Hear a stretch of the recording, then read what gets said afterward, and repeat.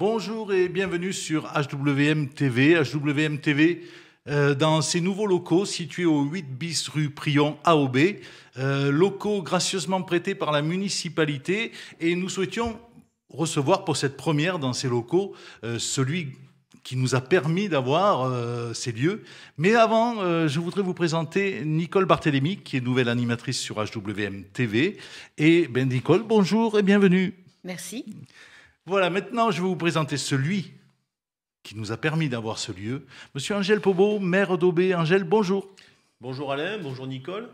Merci de m'avoir invité pour cette première dans ces lieux historiques, puisqu'on est quand même sur une aile du château ici. C'est ça, oui. Et voilà. Aubé a une histoire riche. Complètement, Aubé a une histoire riche. Et bon, moi, ce que je voulais dire aussi, Alain, on se connaît depuis pas mal d'années, donc si tu le souhaites, on peut se tutoyer, ça ne me dérange absolument pas. Avec grand plaisir. Avec grand plaisir, je préfère en plus moi le tutoiement, puis c'est vrai qu'on se connaît depuis au moins 30 ans. Voilà. Et ma première question, bon, déjà un an de mandat? Oui, déjà un an de mandat, oui. Enfin, alors, un an, pas vraiment, puisqu'en fait, effectivement, les élections ont eu lieu le 15 mars 2020, c'est là où on a été élus. Encore une fois, je remercie toutes les personnes qui nous ont fait confiance et j'espère qu'on ne les décevra pas. Ça, c'est le plus important. Mais on a été vraiment mis aux affaires, comme tu le sais, à partir du 23 mai. Donc, ça ne fait pas tout à fait un an. Oui, pas tout à fait. On est vraiment aux affaires, mais ça n'a pas tardé, oui.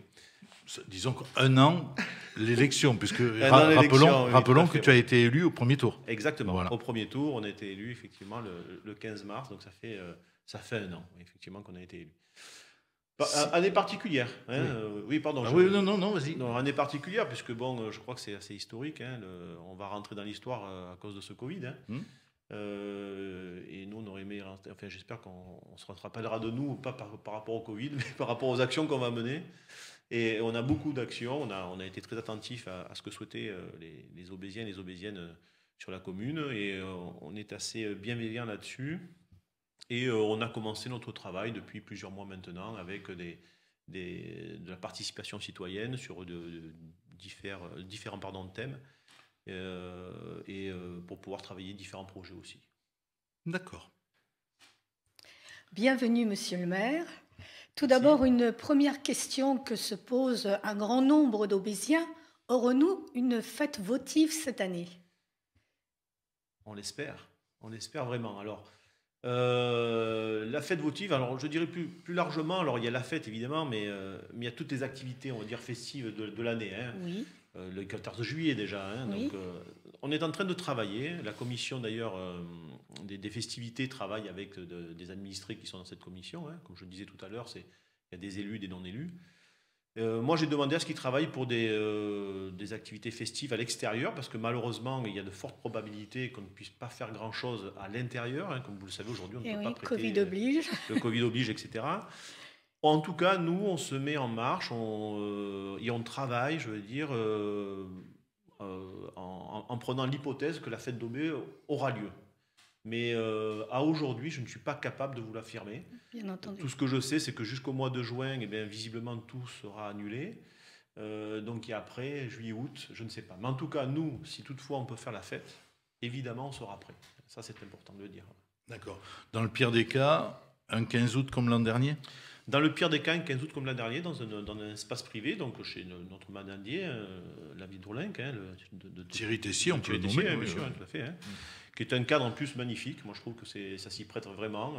Et d'ailleurs, même au-delà de ça, je crois que dans l'avenir, quand on pourra refaire la fête normalement, il est fort probable qu'on fasse au moins une journée de fête dans ces lieux, parce que c'est vraiment magique. On a une vue magnifique du château et on a la chance d'avoir un manadier, donc je pense qu'il faut le soutenir aussi, parce que, comme vous le savez, la profession de manière très large, des théâtres, des manadiers, tout ce qui est... HWM réservera d'ailleurs des émissions spéciales pour les manadiers, les raseteurs, etc. Tous ceux qui souffrent, nos traditions souffrent de la Covid. Complètement, ouais. Voilà. Il faut vraiment les soutenir et dès qu'on peut, faire des activités avec eux, ça c'est important aussi, parce que c'est la pérennité de nos traditions. Et au-delà de ça, je le sais parce que je sais que tu es sensible sur la vie animale. Nos taureaux de Camargue, il faut le savoir, ils sont faits pour ça. C'est pas des vaches laitières. Oui, il n'y a pas une industrie autour de la viande. Je veux dire, bien sûr qu'on mange la viande de taureau, mais au départ, ils sont vraiment sélectionnés pour ça. Donc si ces traditions venaient qu'à disparaître, il y a de fortes probabilités que cette race de taureau disparaisse aussi. Et ça, c'est vraiment dangereux. Il faut surtout... disparaissent ou deviennent un label, tout simplement, comme on parle de faire en Espagne, c'est-à-dire taureau de combat. Voilà, vente de taureaux de combat, mais il n'y aurait plus de corrida. Voilà. Oui, non, mais là, en l'occurrence, s'il n'y a plus de course Camargue ou quoi que ce soit, économiquement, je pense que ça deviendra le taureau de Camargue, mais voilà. Mais bon. Apprivoisé, ça serait bien. Mais nos traditions sont ancestrales, donc il vaut mieux les protéger. Tout à fait. Et sur Aubé, enfin, je vous le dire aussi, sur Aubé, le petit problème que nous avons, il ne faut pas se mentir, c'est que nous n'avons pas d'arène fixe. Hein. Il n'est pas question d'ailleurs d'en faire. Hein. Mais nous avons un plan, c'est un plan qui est classé, donc ça veut dire que ça nécessite du montage derrière. Et on ne peut pas se permettre de monter le plan de façon économique, hein, seulement que pour une course, c'est pas possible. C'est beaucoup trop onéreux. Donc si on le fait, c'est que vraiment il y a une activité taurine autour. Et même le club taurin qui fait pratiquement 80% des courses dans ce plan-là, hein, parce que c'est quand même le club taurin qui finance beaucoup de courses, la mairie en finance une, hein, ne peuvent pas se permettre de n'avoir qu'une centaine de personnes dans les arènes. Je veux dire, économiquement, on les coulerait. Hein. C'est sûr. Donc il faut vraiment retrouver une normalité, on va dire, pour refaire au moins des activités taurines dans le plan. Par contre, on ne s'interdit pas de faire un peu ce qu'on a fait l'année dernière aussi. On a fait une roussétaille avec des chevaux. On peut faire avec peut-être une bandide, etc. On verra. En tout cas, on y travaille. Et si on peut le faire, on le fera. Et d'ailleurs, je dirais même mieux, moi, il me tarde vraiment qu'on le fasse parce que je crois que ça mérite, parce qu'il va falloir rattraper les jours de fête qu'on n'a pas fait l'année dernière. Donc on pourra en rajouter quelques-uns supplémentaires. Je n'aurai qu'une chose à dire, oh là là. Voilà. Oh là là.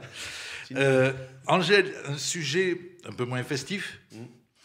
Il paraît que Aubé a du plomb dans l'aile. Oups, dans l'eau, pardon. Du plomb. On pourrait dire même du plomb dans l'aile des fois. C'est pas forcément faux. Ouais. Oui, du plomb. Alors cette histoire-là, c'est vraiment un problème sanitaire, comme vous le savez. On en a longuement parlé, diffusé à travers nos communications diverses et variées. L'historique en 2 mots, on arrive aux affaires au mois de mai, une analyse d'eau sur la cantine. Le taux de plomb toléré maximum, c'est 10 mg par litre. Et là, on est à 10,01. Alors, beaucoup de gens pourraient dire, 0,1, c'est pas grand-chose. Mais non, on est au-dessus de la norme. Donc, on a eu des consignes de nous dire, oui, non, mais il suffit juste qu'ils ouvrent le robinet, qu'ils laissent couler un petit peu. Moi, c'était pas acceptable, ça. Ouais. On ne peut pas accepter ça, pardon. Donc, du coup, j'ai demandé à ce qu'on fasse des analyses, une deuxième vague d'analyse. Et j'ai demandé à ce qu'on analyse aussi le tour de l'école, du bâtiment de la mairie, hein, où vous avez l'école actuellement élémentaire. Et là, on est arrivé à des taux très très élevés. Donc à partir de ce moment-là, on a fait des actions, on a commencé à regarder où arrivent ces taux, et ces taux aussi d'ailleurs. Et on a demandé à l'Assor, qui est le fermier de la commune, hein, bien sûr de nous faire des analyses, de chercher du plomb, de faire des travaux. Et là, on a trouvé effectivement des barres de plomb. Je dis des barres, hein, qui étaient visibles comme une barre de 60-70 cm hein, à l'intérieur du bâtiment de la mairie et qui alimentait justement l'école élémentaire. Et comme vous le savez, pour ce problème sanitaire-là, les enfants, il fallait absolument les protéger très très rapidement. Pourquoi ? Parce que les enfants fixent le plomb beaucoup plus rapidement que les adultes. Et ça, moi, je considère que c'était très grave. Et donc, on a coupé bien sûr l'eau à l'école élémentaire, et pas que d'ailleurs, même aux appartements que la mairie loue dans le bâtiment de la commune, le bâtiment de la mairie, pardon. Et puis on a fait le nécessaire, on a fait les changements, on a analysé plusieurs fois, donc ça a duré plusieurs mois. Entre-temps, on a demandé à l'Assor qu'elle nous mette à disposition des bouteilles d'eau pour les enfants. On a coupé l'eau pour qu'ils ne puissent pas se laver les mains. Alors c'est pas parce qu'avec du plomb on peut se laver les mains, c'est pas ça le problème, mais le problème c'est de surveiller les enfants, qu'on soit sûr qu'ils ne boivent pas l'eau. Donc du coup on a mis des tonnes à eau, hein, des espèces de conteneurs d'une tonne d'eau à l'extérieur, que l'Assor nous a amené aussi, pour que les enfants puissent se laver les mains, puisqu'en dessus il y avait aussi le problématique Covid, hein, donc il fallait se laver les mains régulièrement, etc. Et oui. Donc on a géré tout ça. Aujourd'hui, depuis le retour des vacances de Noël, le problème de plomb à l'école élémentaire et sur le bâtiment de la mairie a été éradiqué. Donc c'est pour ça qu'on a pu réouvrir pour les enfants. Mais aujourd'hui, on a, comme vous le savez, la cantine est gérée par l'intercommunalité et l'intercommunalité a encore du plomb à l'intérieur de la cantine. Alors on ne comprend pas pourquoi. Hein. Des fois, dans ce genre de situation, il vaudrait mieux une fracture franche. Ouais. C'est plus facile à réparer que quand on ne sait pas. C'est vraiment. Et donc, le président de l'intercommunalité a décidé de demander une enquête juridique, judiciaire, avec un expert qui a été nommé par le tribunal et donc a convoqué toutes les entreprises qui ont travaillé pour la fabrication de cette cantine, bien sûr la mairie ainsi que l'intercommunalité est présente. Et des analyses ont été faites. Là, on attend des résultats. On a certains résultats qui ne sont pas très très bons, ne sont pas catastrophiques, mais on ne comprend pas. Et là, je peux vous dire qu'on a quelques retours qui ne sont pas encore tout à fait officiels, parce qu'on attend quand même une confirmation de ces analyses qui ne seraient pas trop mauvais, puisque des actions ont été faites. Et ils sont en train de regarder, alors, voir si ce n'est pas le compteur, parce que, encore une fois, la cantine, là où c'est surprenant, c'est que le bâtiment est neuf. Autant sur la mairie qui est de 1886, on comprend. Oui, ouais. Tout à fait. Mais bâtiment neuf, on se dit, qu'est-ce qui se passe, voilà. Donc voilà, en gros, où on en est sur le plan. Mais en tout cas, voilà, c'est quelque chose, moi, je tiens à le dire, la sécurité de nos concitoyens est vraiment primordiale pour moi. Et on ne va pas lésiner. Je veux dire, il n'est pas question de nous défiler de quoi que ce soit. Je l'ai dit, on va faire le nécessaire. Nous, il faut absolument qu'on trouve et qu'on fasse les réparations nécessaires. Alors après, on verra et on regardera. Voilà ce que je peux vous en dire. Merci. Et en ce qui concerne la voirie, quelles sont les prochaines réalisations? Alors, la voirie. Vaste sujet, la voirie. La voirie, je crois qu'on va en avoir pour 10 ans. Non, je plaisante, mais...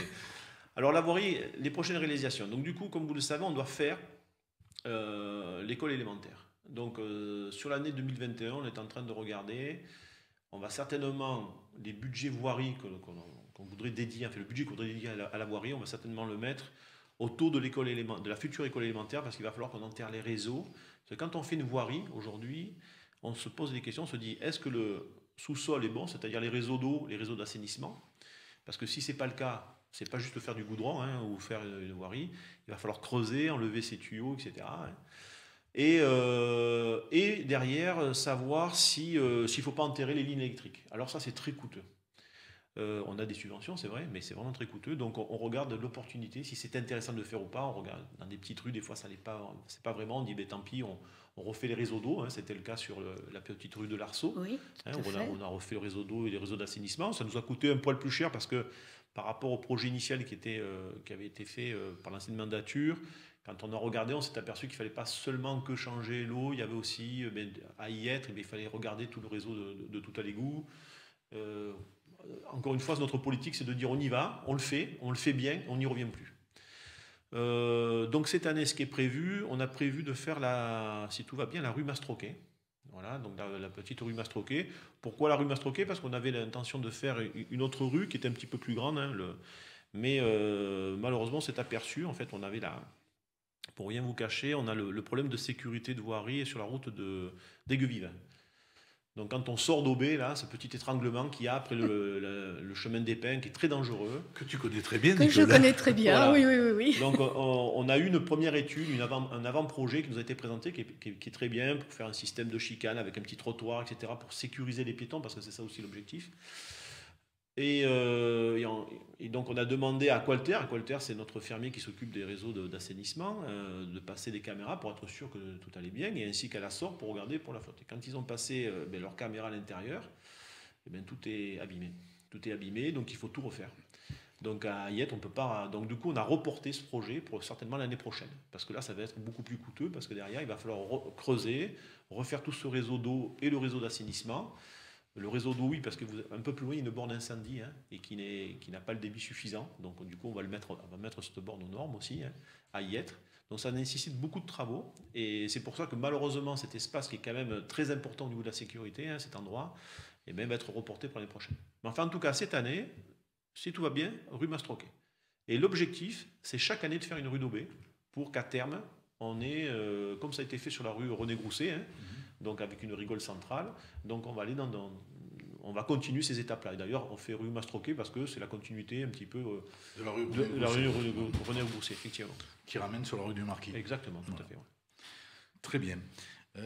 C'est bon pour toi, Nicole? Très bien, merci.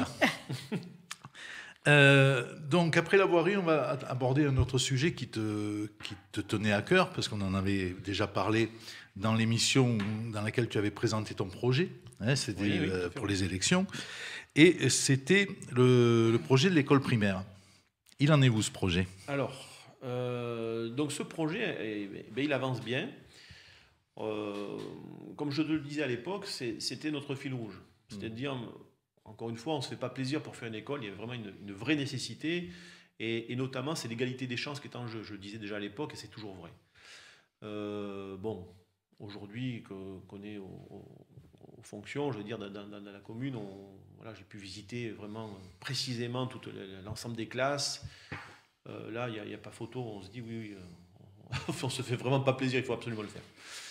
Donc du coup le projet, aujourd'hui on en est où? On a déjà identifié le maître d'ouvrage qui va nous aider à monter le cahier des charges. Nous l'objectif c'est l'ouverture de la nouvelle école en septembre 2024. Ça voilà, ça c'est vraiment dans le calendrier. On est en train de réviser le PLU. Pourquoi on révise le PLU? Parce que au-delà de ce projet-là, il y a d'autres soucis. Ce projet ne pouvait pas se faire parce que la zone le plateau où on veut mettre la nouvelle école a été classé en zone naturelle. Donc on est en train de le requalifier de façon à pouvoir faire ce projet. Donc en parallèle, on révise le PLU, on en profite pour regarder les autres zones qui ne sont pas tout à fait cohérentes par rapport à nos projets, par rapport à la vue d'ensemble que nous avons et par rapport à l'avenir que l'on veut donner à OB aussi. Et la vision qu'on a futuriste, on va dire. Et aussi, en même temps, en parallèle, on a des groupes de travail. Et ça, moi, je me félicite de ça. Je trouve ça super. Je félicite tout le monde. On a identifié 6 thèmes. Donc, la commission école et enfance a pris ce travail, je veux dire, à bras-le-corps, a réuni un certain nombre de citoyens. Donc ils ont identifié 6 grands thèmes. Alors ça va des espaces verts autour de l'école, l'aménagement des classes, le nombre de classes, etc. Dans ces groupes-là, on a des enseignants, aubésiens, je parle, bien sûr. Hein. On a des élus, on a des parents, on a des gens intéressés, on a des jeunes parents, on a des grands-parents même qui s'intéressent un peu. On a vraiment il faut dire une diversité de compétences, de populations qui sont autour de ces groupes-là. Ils ont beaucoup travaillé, on attend le retour qui devrait arriver normalement, on devrait avoir ce retour-là d'ici la fin du mois de mars. Donc je sais que c'est pratiquement fait. Ouais. On va consolider tout ceci et avec le maître d'œuvre, on va commencer à monter ce cahier des charges. Je vous l'ai dit aussi en complément qu'on n'a pas que ces groupes de travail de citoyens, on a aussi l'école élémentaire et les enfants qui se sont impliqués dans rêver votre école. C'est un petit peu l'objectif. Et on sait qu'on a les classes de CM2 de mémoire, CM1 peut-être, je ne sais plus, je ne voudrais pas vous dire de bêtises, mais en tout cas CM2 c'est sûr, où les enfants sont en train de monter des maquettes de l'école dont ils rêveraient. Et ça, je trouve ça génial. Et ça va nous permettre de les intégrer aussi dans ce projet-là. Voilà. Et donc, c'était un petit peu, quand je te disais de parler de participation citoyenne, etc. Et là, à l'occurrence, tu vois, on a les enfants même, parce que moi j'ai toujours dit... Tu es dans ta droite ligne. Voilà, j'ai dit, c'est pas que les adultes. Moi, je trouve que c'est intéressant aussi ce que peuvent nous raconter les enfants, et il faut les écouter. Et il y a certainement des idées intéressantes à prendre là-dedans. Et donc, on est en train d'avancer. Donc, au niveau du calendrier, donc, le maître d'œuvre a été retenu. Le retour de ces groupes de travail avec l'école élémentaire. On va travailler sur la construction du cahier des charges avec le maître d'œuvre le maître d'ouvrage qui a été retenu. Et une fois que le cahier des charges est monté, on va aller sur un concours d'architectes, d'accord? Donc ça va être présenté sur un concours d'architectes. Normalement, on devrait retenir 3 architectes. Et donc, ils vont, par rapport à ce cahier des charges, nous faire des propositions en septembre-octobre. Et puis, à partir de là, on va commencer à avancer. Donc, si tout va bien, en 2022, on devrait commencer à travailler sur le plateau, d'accord, avec tout le génie civil qu'il va y avoir, les réseaux, parce qu'il va y avoir des réseaux d'eau aussi, des égouts à dévoyer. Oui, donc, en même temps, ça permettra analyse des sols, exactement, voilà. Et la première pierre de l'école devrait être posée, encore une fois, si tout va bien, en mars 2023. D'accord. Voilà. Alors, ça va aller très vite. Je me permets de revenir sur le fait que les enfants vont créer des maquettes. Il serait peut-être intéressant de les recevoir dans notre studio afin de leur donner la possibilité de s'exprimer et de montrer leur travail. Tout à fait, avec plaisir. C'est une très belle idée, Nicole. Oui, merci. Idée, Je te laisse la parole. À présent, une question concernant le Centre communal d'action sociale. Donc, quelles sont les grandes lignes définies par le CCAS pour 2021 et également pour le mandat, pour la totalité du mandat? Parce qu'en principe, le CCAS décide des actions tout de même bien avant. Oui, tout à fait. Alors, le CCAS, donc aujourd'hui, pour travailler, je veux dire correctement hein, dans ce domaine-là, alors bien entendu, le CCAS a continué ce qui se faisait auparavant, hein, toutes les actions, donc les colis pour les plus de 80 ans, etc. D'ailleurs, on les a amenés nous-mêmes, parce qu'avec le Covid, on n'a pas pu... ils n'ont pas pu venir le chercher en mairie pour la plupart, hein, donc on a décidé, les élus, et moi-même je me suis rendu chez des administrés amener ce colis. D'ailleurs, ça a été très apprécié, comme ça a toujours été apprécié par le passé d'ailleurs. Le goûter des aînés, on n'a pas pu le faire, hein, encore une fois, parce qu'avec les contraintes sanitaires, donc il y a un projet de le faire peut-être au mois de juin, à l'extérieur. Dans le parc des Aubry. Exactement, ouais. Serait, oui. On est en train de Tout rénover, hein. Je ne sais pas si vous avez l'occasion de passer, vous allez voir, le parc des Aubry va avoir une activité intense, c'est dans quelques mois. Et donc du coup, là, qu'est-ce qu'on a identifié? De suite, on s'est dit, ce qu'il nous faut, c'est une analyse des besoins sociaux.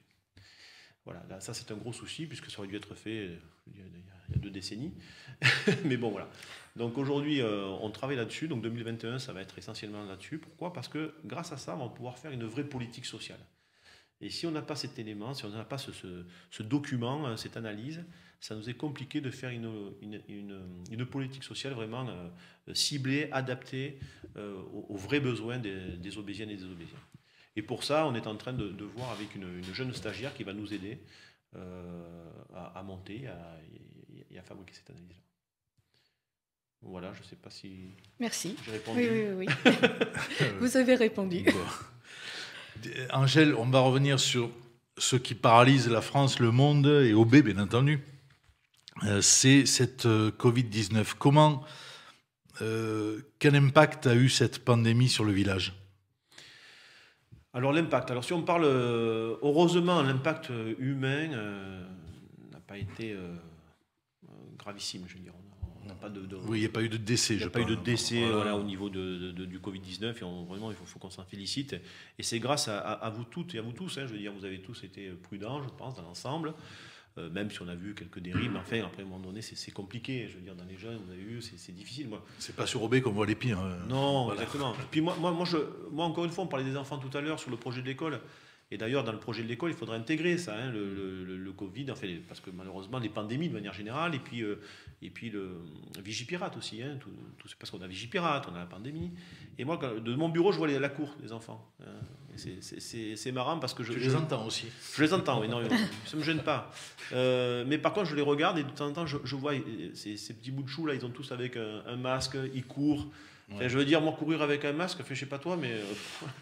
c'est difficile, non, mais c'est sûr. On leur en demande beaucoup aussi à ces enfants-là, et j'imagine aussi ces adolescents, parce qu'avoir 20 ans en 2020, c'est un peu compliqué. Oui, alors, c'est difficile. C'est difficile, c'est vrai que c'est pas facile. Donc c'est pour ça que je demande aussi d'être un peu indulgent, même s'il faut se protéger, il faut éviter. Et je crois que sur Aubé, on n'a pas eu de bagarre entre voisins, ça c'est important aussi, et je crois que tout le monde s'est assez bien comporté.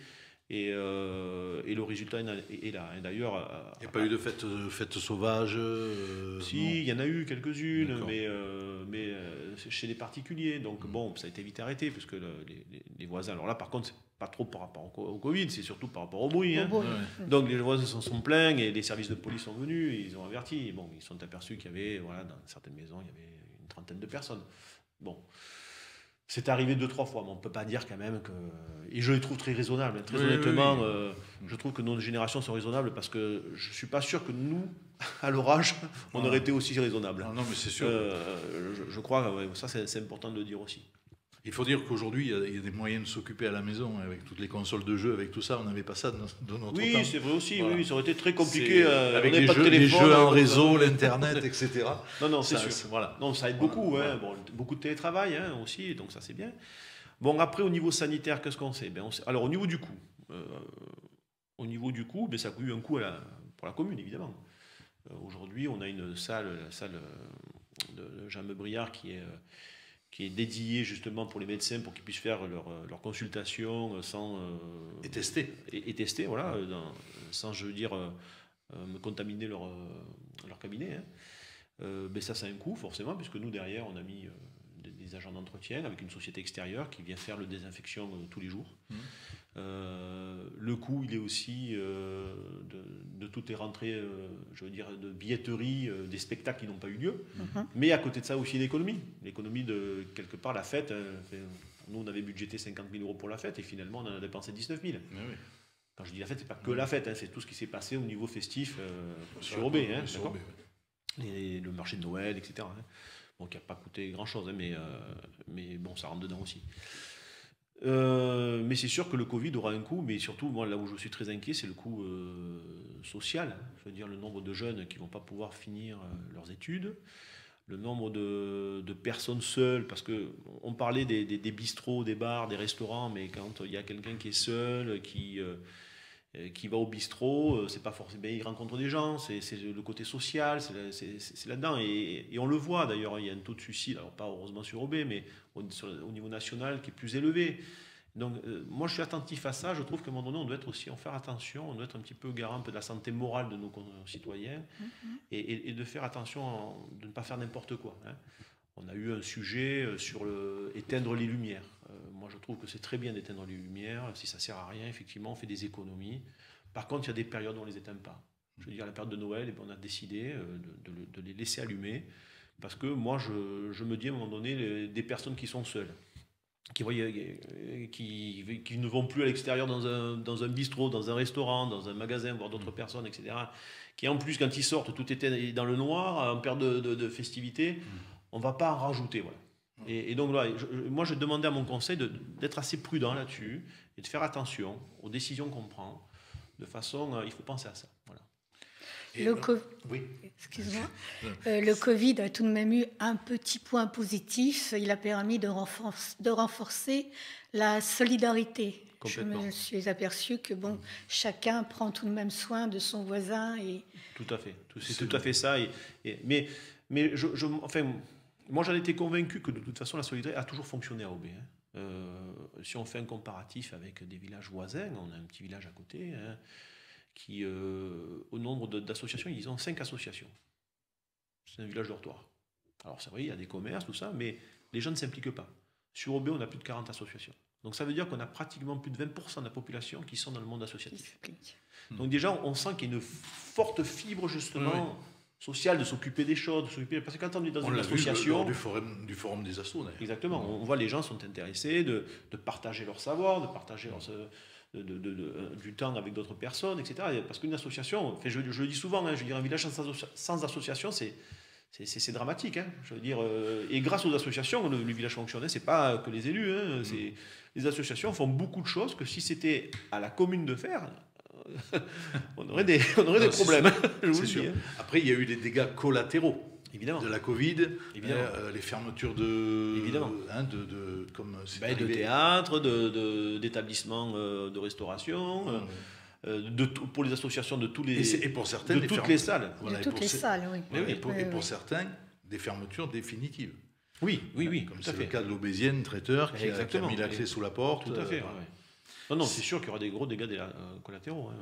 Et là, il faut y penser. C'est pour ça qu'il faut faire attention à ce qu'on fait. Et puis, voilà. Moi, j'ai demandé aussi de regarder pour les jeunes pour prendre des stagiaires, parce que je sais qu'ils galèrent pour avoir des stages. Et ils vont continuer à galérer encore plus. Et là, ça, c'est mon avis personnel, mais je pense qu'on va avoir 2 promotions. On va avoir un trou dans nos étudiants. Et ça, c'est pas bon pour le pays. C'est clair. Voilà. Mais bon, c'est comme ça. Il va falloir trouver des solutions et faire avec. Donc, Monsieur le maire, et pour terminer cette entrevue, y a-t-il des projets majeurs au niveau de l'intercommunalité ? Alors, l'intercommunalité, le gros projet majeur qu'ils ont, mais qui a déjà commencé sur l'ancienne mandature, c'est le Cap Galarde. Donc, c'est un projet qui devrait aboutir avant la fin de ce mandat-là. Donc, ça va regrouper parce que c'est à l'endroit où, au départ, ils voulaient faire le village des Marques. Donc c'est tombé à l'eau. Et ils se sont orientés, donc les élus précédents, et aujourd'hui nous, donc je me mets dedans, on est dedans puisqu'on porte ce projet tous ensemble, et sur le parti bien-être, santé, voilà. Et donc ça c'est un très très gros projet qui va être fait au niveau de l'intercommunalité, qui va prendre du temps. Mais sur l'année 2021-2022, les projets d'Interco, c'est aussi des cantines, hein, donc cantines d'Aigues-Vives, de Mémoire, Boissière, si je ne vous dis pas de bêtises. Il y a à peu près 3 cantines qui vont être refaites. Et puis le projet qui va être développé, alors on espère le sortir avant la fin du mandat, c'est une cuisine centrale, voilà, pour pouvoir faire nos plats, pour donner à nos enfants de l'intercommunalité, avec bien entendu du circuit court, hein, puisque l'idée c'est dans ces cuisines-là, c'est d'avoir de prendre des légumes du paysan du coin, etc. Donc voilà, ça c'est un projet, c'est en train de se monter. Les cantines vont être votées là, pour le prochain conseil, et ça va sortir sur l'année 2021-2022, hein, le temps de la construction. Et puis la cuisine centrale, c'est en cours de discussion et c'est intéressant. Alors là, la discussion, c'est de savoir est-ce qu'on fait une seule cuisine centrale pour les 10 communes ou est-ce qu'on en fait 2 ou 3 dispatchés. Bon, la discussion est autour de ça. D'accord. Merci. Voilà. Eh bien, Angèle, merci d'être venue pour cette première dans ces locaux. Nous, ça a été un plaisir de te recevoir déjà.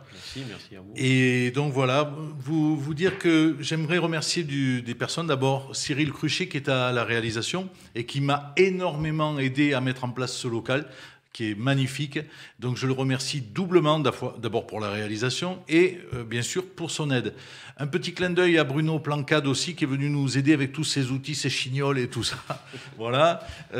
Et puis vous dire que j'aimerais remercier aussi Marie-Josée Leluron, qui n'est autre que la cousine germaine du regretté Thierry Leluron, de l'imitateur, et qui nous a aussi beaucoup aidé, beaucoup soutenu. Je vous rappelle que demain, donc à partir de 10h, de 10h à 16h, dans ces mêmes lieux, nous vous recevrons pour la vente de nos cartes pour l'association Horizon Web Média. On a été très impacté par la pandémie de Covid-19, notamment au niveau de la fermeture du théâtre de Nathalie, que nous gérions jusqu'à sa fermeture. Donc on se retrouve aujourd'hui... les studios télé sont implantés ici au 8 bis rue Prion et nous attendons la suite des événements concernant la pandémie pour se fixer un avenir au niveau du théâtre de Nathalie. Voilà, on vous remercie pour votre attention. On vous dit à une prochaine fois. N'hésitez pas, vous êtes sur HWM TV. Et à bientôt.